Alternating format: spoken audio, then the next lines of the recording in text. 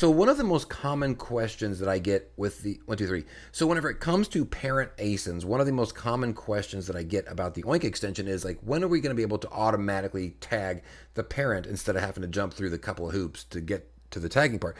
And I say never. It's probably never going to happen. And the reason is because automatic tagging without verifying visually first is a great way to make sure that you tag incorrectly the wrong products. And I came up with a really good example of exactly why automatically tagging, whether it be the primary product or the parent product or parent ID, should never ever happen. So I'm just going to jump in and show you now. If you don't know, my name's Rob and I've been in the influencer program for 2.5 years, and I'm here sharing my tips, tricks, and advice. These are things that I've learned along the way, both good and bad, to hopefully help you make more money in the Amazon influencer program. So if that sounds good to you, maybe hit the subscribe button here, and maybe even the like button if you would, because I have no doubts you're not just going to like what I'm going to say, you're going to love it. So I was uploading this particular product right here, the 3-arm tablet desk clamp. You can see it right there. And if you weren't paying any attention and you wanted to automatically just grab the parent ASIN and tag it because you do see there are other variations, you might not realize that these are actually totally different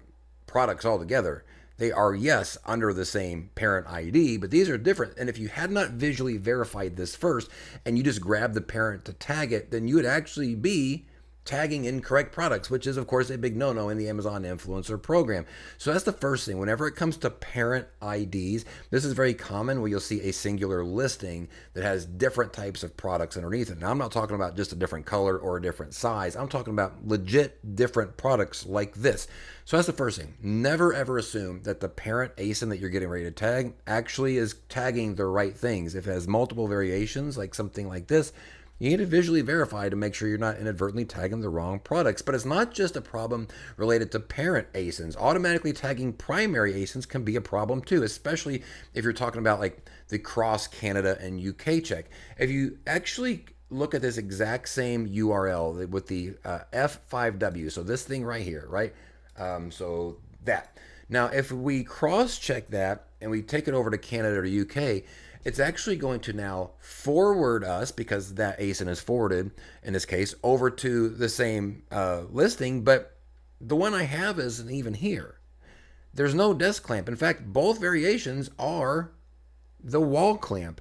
So in this case, if I had set this up to automatically tag in this case, the UK version of that URL or of that ASIN, I would have, without visually verifying, just tagged the wrong product. Again, a massive no-no for Amazon. And so it doesn't matter if it is a parent ASIN. It doesn't matter if it's a primary ASIN for the product itself. Anytime that you are uploading content to the influencer program or to your storefront, you need to take a second and just verify that the thing you're tagging is actually accurate. Because I understand the request that you guys would like more efficiency whenever it comes to tagging, because sometimes it can feel a little bit cumbersome.